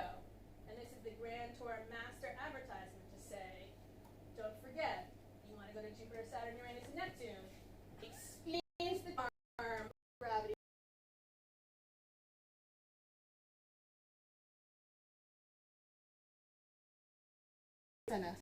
Wow. Okay, so now I think it'd be great now if we can think about the 5 opportunities, or 3, there's 6 here, so we're ignoring the last one. Is that right? Yeah. Elena? Yeah, so obviously, which is invent your own challenge. Ignoring so, the invent your own challenge. Yes. So We're these going to 5. ignore the last one. Yeah, exactly.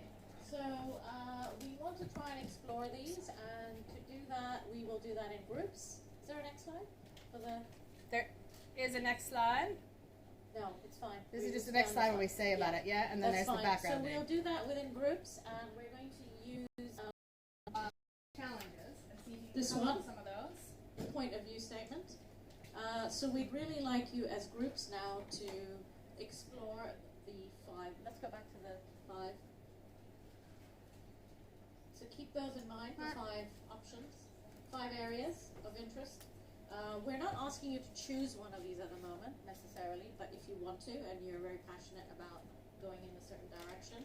But I think, again, we want to spend a little bit of time in the problem space thinking about what might be the options here and thinking about it from this perspective. Yep, and you know how Elena sent them out? So the idea is there are those one-pagers, you guys have probably all seen the one pager out of each slide. And the question is, can you write this point of view statement for you to begin working? Or do you actually need more information that would be the first step of your build to get more information to write that point of view statement? Yeah, And see if you guys as a group can do at least 2. Yeah, and if there are questions and you need more information, record all those questions that you need to ask and find. Okay, so I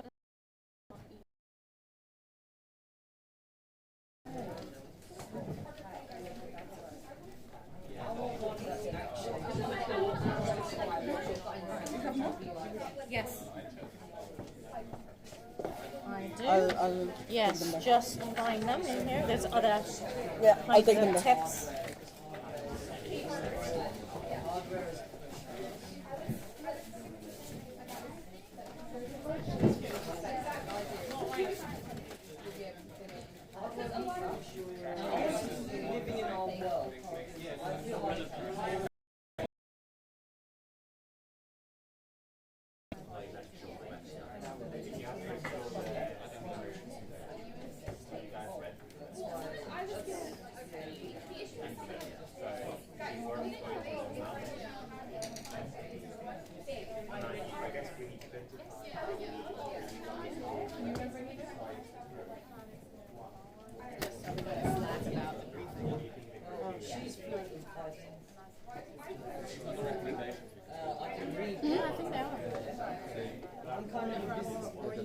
These ones are all clean on the table.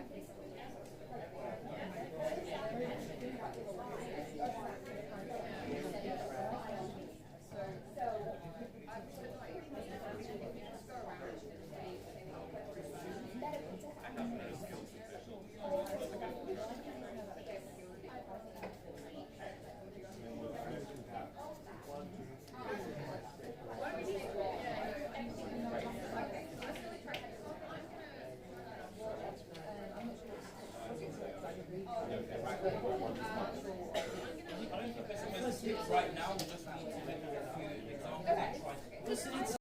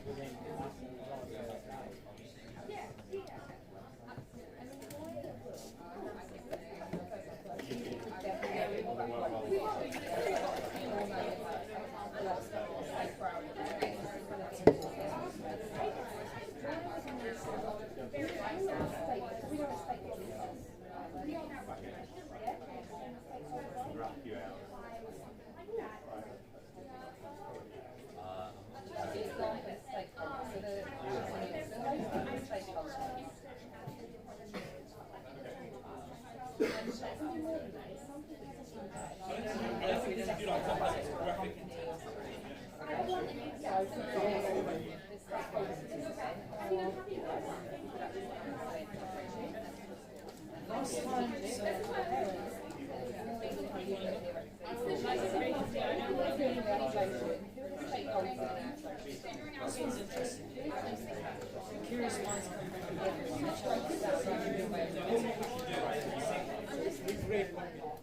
I think we should like everyone should like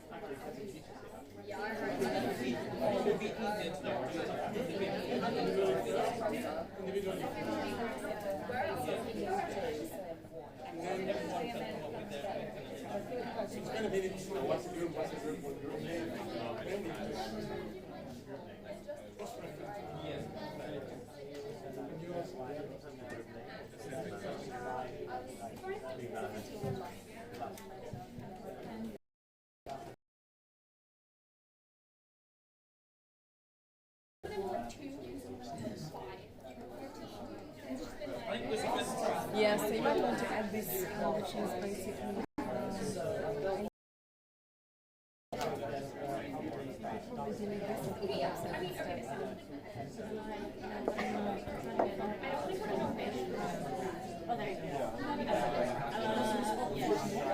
it's very warm. Yeah, everyone's warm here. Yeah. Let me put it here. Yeah.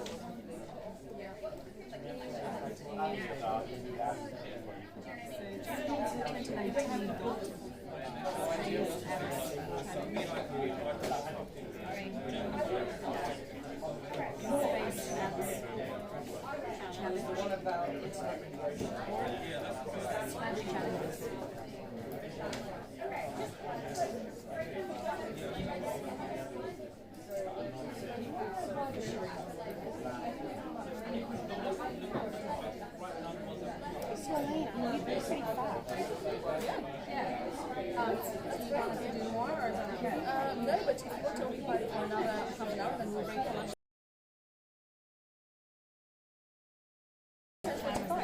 Okay. Oh, you know when I was signing up then another time. Yeah. Is there something in terms of the hacks? Early because they were getting faster and we're on something. Yeah. I mean, but other than that, I mean, the output is by the end of your session, pick the challenge. Okay, we need to pick the challenge. And maybe why don't we get them to present the challenge? Yeah, so we were going to do that. Why don't we do that? Okay.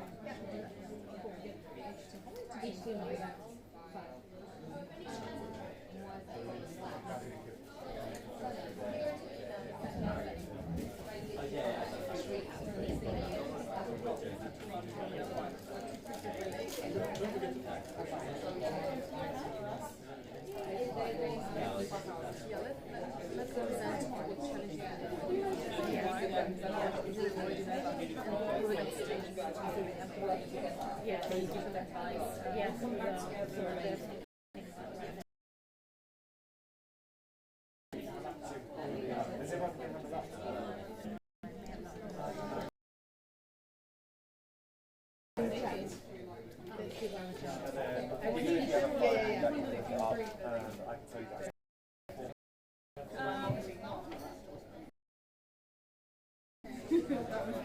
Is everyone website? Okay, right.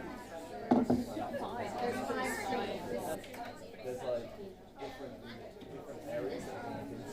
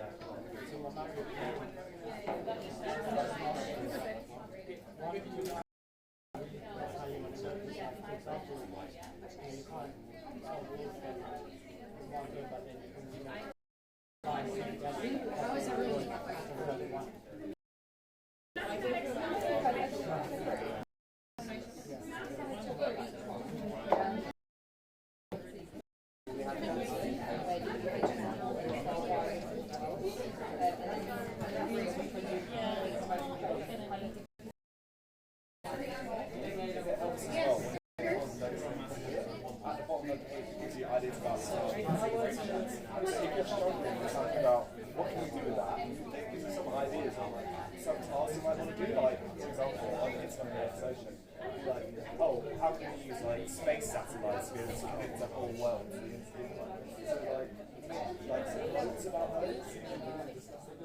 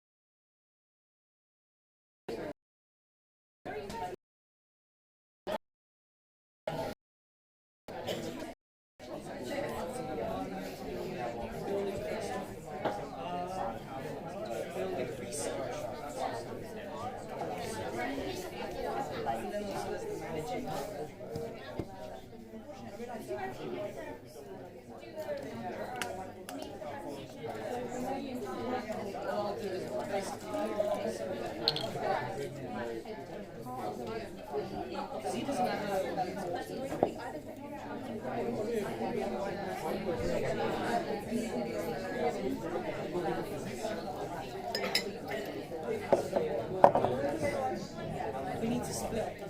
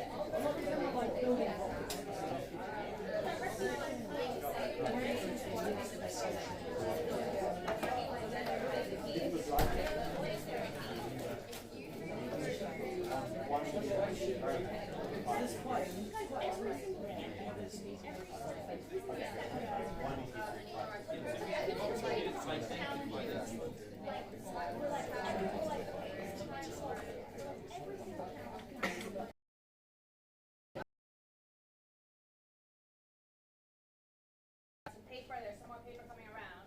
So we're going to present and post something at the end of it. Just make sure you have something you can talk about at the end. Can we just talk about that? Okay, okay, so tell me why you want to do this.